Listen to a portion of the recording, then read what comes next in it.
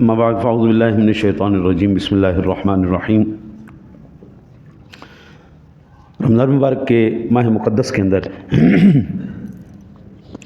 روزے کی کیا شان ہے کہ وہ روزے دار کو اتنی اہمیت اور اتنا بلند مرتبہ اور اللہ تعالیٰ کا اتنا پیارا کر دیتا ہے کہ روزے دار کے لیے اللہ تعالیٰ نے جنت میں باقاعدہ ایک الگ سے دروازہ رکھ دیا ہے، وی آئی پی پروٹوکول۔ آقا جی علیہ الصلوۃ والسلام نے فرمایا منہا باب یسمى الریان لا يدخلہ الا الصائمون، ان میں سے ایک دروازہ ہے جس کا نام باب الریان رکھا گیا ہے، اس سے صرف روزے دار ہی داخل ہوں گے۔ یعنی پروٹوکول، وی آئی پی پروٹوکول، جناب روزہ رکھا بندہ نے، اللہ کہتا ہے آپ میرے بندے تو نے میرے لیے رکھا، اب دیکھ میں تجھے پروٹوکول کیسا دیتا ہوں، ہیں۔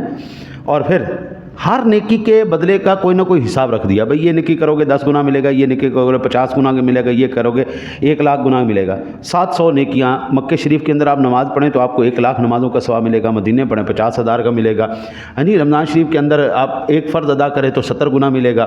عام نیکیوں کو اللہ تعالیٰ 10 سے لے کے 700 گنا تک، لیکن پوری ذخیرہ احادیث کے اندر آپ کو کہیں نہیں ملے گا کہ روزے دار کے لیے اتنا ثواب ہے۔ اللہ کہتا ہے یہ وی آئی پی پروٹوکول ہے، میرے بندے نے میرے لیے کیا ہے، اس کا اجر خصوصی طور پر میں عطا کروں گا۔ یعنی یہ حضرت جی یہ کوئی چھوٹی بات تو نہیں۔ میرے آقا نبی اکرم صلی اللہ علیہ وسلم نے فرمایا کہ الا الصوم فانه لي وانا اجزي به يدعو شهوته طعامه من اجري، صرف روزے کا بدلہ میں خود دوں گا کیونکہ روزہ میرے لیے ہے، اور روزے دار اپنی خواہش اور اپنا کھانا پینا میرے ہی لیے چھوڑتا ہے۔ بندہ جس محبوب کے لیے چھوڑے ہیں جی، تو عاشق کو پھر کچھ نہ کچھ تو اس کا اجر ملتا ہے نا جی، عاشق کو اس کا کچھ نہ کچھ، تو اللہ کہتا ہے میرا عاشق ہو، میرا بندہ میرا عاشق ہو، اور پھر میں اس کو نہ دوں، یہ کیسے ہو سکتا ہے؟ اچھا جی، ایک حدیث پاک میں اللہ اکبر، حضرت ایک حدیث پاک حضور فرماتے ہیں کہ روزہ میرے لیے اور میں ہی اس کی جزا ہوں۔ حضرت کیا مزہ آئے گا کل حشر والے دن، کتنا سواد آنا ہے۔ جس رب کی ہم عبادت کرتے گئے، جس رب کی خاطر ہم نے ساری برائیاں چھوڑی، سارے گناہ چھوڑے، فراڈ چھوڑے، بےمانیاں چھوڑی، دھوکے چھوڑے، ہاں جی، جب اس سونے رب کا دیدار ہوگا کیا عالم ہوگا۔ میں کہتا ہوں کائنات میں کوئی ایسی شے ہے ہی نہیں جو میرے رب کے دیدار کے برابر ہو۔ ہاں جی، بلے بلے ہونی جناب، سرور آ جائے گا، چس آ جانی عبادت کرنے کہ مالک ہم نے تیرے لیے عبادت کی، آج تیرا دیدار کر رہے ہیں۔ اللہ اکبر۔ کل حشر والے دن حضرت جی جب جنتیوں کا پروٹوکول ہوگا نا جی، تو اللہ وحدہ لا شریک ارشاد فرمائے گا، ہاں بھی میرے بندو، میرے مہمان بنے ہو، تمہارے لیے تھوڑی سی انٹرٹینمنٹ نہ کی جائے؟ مالک جیسے تیری مرضی۔ اللہ وحدہ لا شریک اپنی حمد و ثنا کے لیے فرشتوں کو حکم دے گا، فرشتے اس کی حمد و ثنا کریں گے۔ مزہ آیا یا اللہ؟ بڑا مزہ آیا، اور مزہ چاہیے یا اللہ؟ تیری شان، تیرا کرم۔ انبیاء کرام علیہ السلام کو لایا جائے گا، آدم علیہ السلام اللہ کے حمد و ثنا کریں گے، پھر اسی طرح حضرت داؤد علیہ السلام کریں گے، صاحب زبور، جب وہ چلتے تھے پرندے ہواؤں میں فضاؤں میں معلق ہو جاتے تھے، اتنا سونا کلام، اتنی سونی اللہ کی حمد و ثنا کریں۔ پھر اللہ وحدہ لا شریک، اور مزہ چاہیے یا اللہ؟ جس طرح تیرے کرم نوازی مولا۔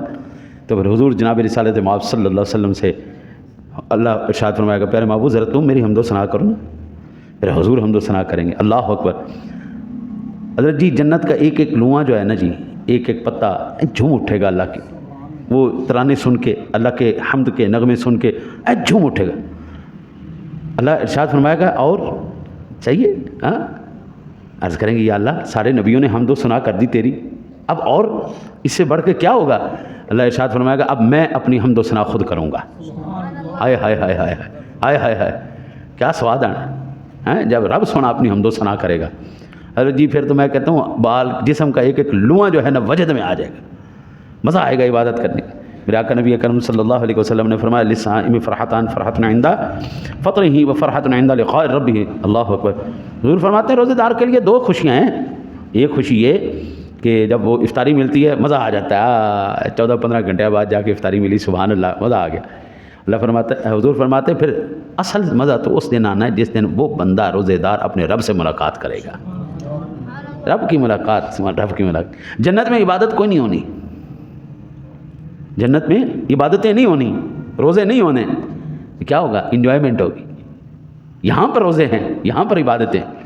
ہم ہر جمعہ المبارک پڑھنے کے لیے جاتے ہیں، حضور فرماتے ہیں جنتی کل قیامت کے بعد جنت میں ہر جمعے رب کا دیدار کرنے جایا کریں گے. حضرت جی یہ سن کے نا سونے کے فرمان سن کے انج وجد آتا ہے کہ یار کیا بات ہے، جس رب کے لیے ہم نے سب کچھ چھوڑا اس رب کے دیدار ہوں گے، اس سے بڑھ کر کائنات میں اور کون سی نعمت ہے. ارے صاحب یہ سب سے بڑی میرے آقا نبی اکرم صلی اللہ علیہ وسلم. اچھا آپ فرماتے والا خلوف فم الصائم اطیب عند اللہ من ریح المسک. یہ افطاری کے قریب نا منہ سے ایک بدبو آنا شروع ہو جاتی. وہ منہ کی بدبو نہیں ہوتی، وہ معدے کی بدبو ہوتی. لوگ اسے نا تھوڑی سی گھن کرتے ہیں، لیکن میرے آقا نبی اکرم صلی اللہ علیہ وسلم نے فرمایا روزے دار کے منہ کی بو اللہ کو مشک و عنبر سے زیادہ پسند ہے. قرآن پاک کے اندر ایک واقعہ آیا ہے حضرت موسیٰ علیہ السلام کا. وَإِذْ وَعَدْنَا مُوسَىٰ 40 لَيْلَةً ہے. یہ پورا واقعہ تفصیل. اللہ تعالیٰ نے اپنی ملاقات کے لیے جب شان کلیمی عطا فرمانی تھی، فرمایا پیارے موسیٰ آؤ نا، تو رات بھی لے جاؤ، میرے سے ملاقات بھی کر جاؤ. تو حضرت موسیٰ علیہ السلام نے 30 دن روزے رکھے. 30 دن روزے رکھنے کے بعد منہ سے بو آ رہی تھی. آپ نے کہا رب سے ملاقات سے پہلے میں ذرا مسواک کر لوں. مسواک کی، ملاقات کی. کہا پیارے موسیٰ آپ سے کس نے کہا تھا مسواک کرو؟ میں نے یہ 30 دن روزے جو رکھوائے تھے اس لیے رکھوائے تھے اندر بار ایسی تمہاری کیفیت ہو جائے کہ مجھ سے ملاقات کرنے کے قابل ہو جاؤ، کلام کرنے کے قابل ہو جاؤ. یہ منہ کی بدبو جو تھی یہ روزے کی وجہ سے ہیں، ویسے نہیں، روزے کی وجہ سے جو تھی یہ مجھے اتنی زیادہ پسند تھی. آپ 10 روزے اور رکھو اور پھر مجھ سے ملاقات کرو. یہ اتنی اہمیت ہے حضرت. لہذا وہ چیزیں بعض اوقات جو ہمیں پسند نہیں ہوتی لیکن اللہ کو وہ بہت پسند ہے. منہ کی بدبو اگرچہ ہم اس سے نفرت کرتے ہیں لیکن اللہ کہتا ہے نا نفرت نہیں کرنی، یہ مجھے مشک و عنبر سے زیادہ جو ہے وہ پسند. میرا آقا نبی اکرم صلی اللہ علیہ وسلم نے ارشاد فرمایا اذا قام یصوم احدکم فلا يرفث ولا يضخب. اگر جب تم میں سے کسی کے روزے کا دن ہو تو نہ بری بات کہے نہ شور مچائے، اور اگر کوئی اسی کو گالی دے یا مار پیٹ بھی کرے تو کہہ دے میں روزے دار ہوں. روزے کے اندر کوئی کسی قسم کی ایسی بات نہیں کرنی جس سے روزے کی نورانیت چلی جائے. بعض مرتبہ ایسا ہوتا ہے کہ ظاہراً حکم جو ہے نا جی وہ اسی طرح برقرار رہتا ہے لیکن نورانیت ختم ہو جاتی. مثلاً آپ نے وضو کیا، آپ نے روزہ رکھا، وضو کرنے کے بعد یا روزہ رکھنے کے بعد اگر کوئی بندہ گالی دیتا ہے تو روزہ اور وضو ٹوٹے گا تو نہیں، لیکن اس کی نورانیت ختم ہو جائے گی. ہاں جی اسے روز ٹوٹتا نہیں ہے، نورانیت ختم ہو جاتی. بندہ کسی کے ساتھ چغلی کرے، حسد کرے، غیبت کرے، کینہ کرے. ہاں جی آپ دیکھیں نا جی یہ جو چغلی کے بارے میں اللہ وحدہ لا شریک ارشاد فرماتا ہے ان یاکل لحم اخی میتا فکرہتموہ، کیا تم اپنے مردہ بھائی کا گوشت کھاؤ گے؟ اللہ کہتا ہے نہیں، یہ تو کوئی بھی نہیں. تو غیبت کرنا اسی طرح ہے جس طرح اپنا مردہ بھائی مسلمان کا گوشت کھانا. اب یہ اتنی خوفناک بات ہے، قرآن نے اس کو مردے بھائی کے گوشت کھانے کے برابر کہا ہے، لیکن اسے روزہ ٹوٹے گا نہیں، نورانیت ختم ہو جائے گی. اصل مقصد جو روزے کا تھا نا وہ یہ تھا لعلکم تتقون، پرہیزگاری ملے ہمیں، ہمارا تقوی اختیار ہو، اندر باہر سے ہم ایک ہو جائیں. جی جس دن رب کعبہ کی قسم میں مسلمان اندر باہر سے ایک ہو گیا اس دن پوری کائنات میں ہم چھا جائیں گے. اس دن میرے آقا نبی اکرم صلی اللہ علیہ وسلم نے فرمایا الصیام والقرآن یشفعان للعبد یقول للصائم اے ربی انی منعتہ الطعام والشہوات بالنہار. کل قیامت والے دن روزہ اور قرآن دونوں اللہ کی بارگاہ میں شفاعت کریں گے.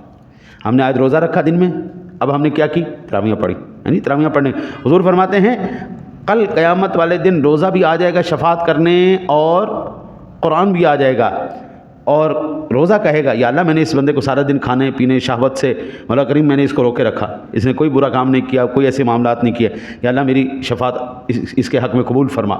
پھر حضور فرماتے ہیں یقول القرآن منعتہ النوم باللیل فشفعنی فیہ فیشفعان. حضور فرماتے ہیں قرآن آئے گا اور عرض کرے گا پروردگار عالم اس بندے کو میں نے ساری رات کھڑا رکھا، میں نے اس کو کھڑا رکھا قیام اللیل کے اندر. یعنی تراویحوں کا اصل نام کیا ہے؟ قیام اللیل. اصل ان کا نام قیام اللیل ہے، ٹھیک ہے نہیں؟ من قام رمضان ایمانا و احتسابا، اصل میں قیام اللیل. ہم نے اپنی آسانی کے لیے اس کا نام تراویح رکھ دیا، اصل میں جو حدیث پاک میں ہے وہ قیام اللیل ہے، ٹھیک ہے جی. تو قرآن کہے گا یا اللہ میری بھی شفاعت قبول فرما، روزہ کہے گا یا اللہ، تو حضور فرماتے دونوں کی شفاعت قبول کی جائے گی. حضرت جی آپ ابھی دیکھیں ابھی چند ایام گزرے ہیں، 8ویں تراویح ہوئی ہے. یعنی 8ویں تراویح کے اندر کیا حالت ہوگی؟ پہلی تراویح میں کیا تھی؟ اب یہ حضرت محرومی ہے کہ بلا دیکھیں میرے آنے سے پہلے بھی اس دنیا کا نظام چل رہا تھا، میرے جانے کے بعد بھی یہ دنیا کا نظام چلتا رہے گا، لیکن میرا مقصد جو تھا، میرا مقصد تھا اللہ کی عبادت کرنا۔ اب ہم 9 ساڑھے 9 بجے تک ہم ٹوٹل نماز پڑھ کے تراویح پڑھ کے ہم فارغ ہو جاتے ہیں، یعنی 8 بجے سے کام شروع ہوا، 9:30 بجے تک 1-1.5 گھنٹہ لگا۔ 1.5 گھنٹے کے اندر ہم نے نماز بھی پڑھ لی، ہم نے تراویح بھی پڑھ لی۔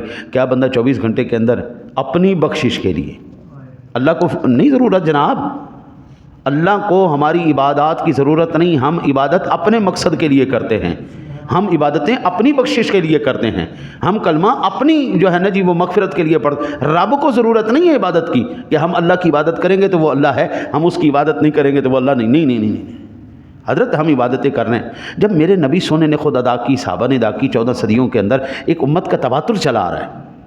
آپ کی جو آپ کی تمنا ہے یار، آپ جتنا پڑھو تو صحیح، نہیں یار کرو تو صحیح۔ میں اب عرض کروں، ایک ڈاکٹر کہتا ہے یہ دوائی کھانی ہے تم نے، لیکن اس دوائی کے ساتھ یہ پرہیز ہے، اس دوائی کے ساتھ یہ پرہیز ہے، یہ پرہیز کرو گے تو تمہیں دوائی فائدہ دے گی، اگر پرہیز نہیں کرو گے تو دوائی فائدہ نہیں دے گی۔ وہ بندہ کیا کرتا ہے، دوائی بھی کھاتا ہے لیکن پرہیز بھی نہیں کرتا۔ ہفتے بعد 15 دن بعد جا کے ڈاکٹر صاحب کو کہتا ہے چنگی دوائی دیتی جائے، انہوں نے تو میرے تے اثر ہی نہیں کیتا۔ ڈاکٹر پوچھتا ہے کہ آپ نے جو پرہیز میں نے بتایا تھا آپ نے وہ کیا ہے؟ وہ کہتا نہیں میں پرہیز تو نہیں کیا۔ تو ڈاکٹر کا قصور ہے اس میں، مریض کا قصور ہے؟ بلا تشبیہ اللہ نے رمضان دیا، کہا اس میں عبادت کرنی، قیام اللیل کرنا، تراویح پڑھنی، اس میں تم نے نیکیاں کرنی، جو صدقہ خیرات رب سونے نے حکم فرمایا یہ کرنا ہے۔ بندہ کہتا ہے کہ نہیں ٹھیک ہے رمضان کے روزے تو رکھ لیں گے لیکن باقی معاملات تھوڑے سے ہم نہیں کرتے، کیونکہ ہم نے دنیا داری بھی تو کرنی ہے نا، ملاوٹ بھی کرنی ہے، دھوکہ بھی دینا ہے، جھوٹ بھی بولنا ہے، فریب بھی کرنا ہے، ہاں جی۔ وہ کرنے کے بعد 29 رمضان کو جب ساری دنیا کے ایمان والوں کی بخشش ہو رہی ہوتی ہے، وہ محروم رہ جاتے ہیں، تو بندہ پھر رب سے یہ نہیں کہہ سکتا کہ یا اللہ میری بخشش کیوں نہیں ہوئی؟ اللہ نے تو بتایا تھا کہ یہ پرہیز بھی کرنے ہیں، پرہیز جو رب نے بتایا وہ تو ہم نے کیا نہیں، حکم جس چیز کا دیا ہم نے وہ تو کیا نہیں، روزہ تو رکھ لیا، تراویح نہیں پڑھی، ہم نے دیگر معاملات نہیں کیے، تو پھر میری جان مجھے یہ بتاؤ بخشش سے ہم محروم رہے، تو اس میں قصور کس کا ہے؟ ہمارا اپنا قصور ہے۔ میرے بابو، میں بار بار عرض کرتا ہوں، اللہ کی قسم یہ کڑیاں دوبارہ ہمیں پتہ نہیں نصیب ہوں گی یا نہیں ہوں، لیکن جو میں نے اپنی زندگی کے اندر دیکھا ہے نا جی، میں آج سے 44 سال پہلے جب میں نے پہلی زندگی کا رمضان شریف اپنے ہوش میں دیکھا، اس وقت روحانیت کا کچھ اور ہی لیول تھا، اور آج کچھ روحانیت تھوڑی ڈاؤن ہوتی جا رہی۔ ہم شاید آخری نسل ہیں جنہوں نے اللہ کے ولیوں کی زیارت کی، ہم آخری نسل، ہمارے بعد پھر شاید ہم جیسا بھی کسی کو کوئی نظر آئے۔ دعا کرو اللہ تعالیٰ اپنے حبیب کا صدقہ ہمیں عمل کی بھی توفیق عطا فرمائے، اپنی رحمت سے ہمیں بخشش بھی عطا فرمائے۔ اللہ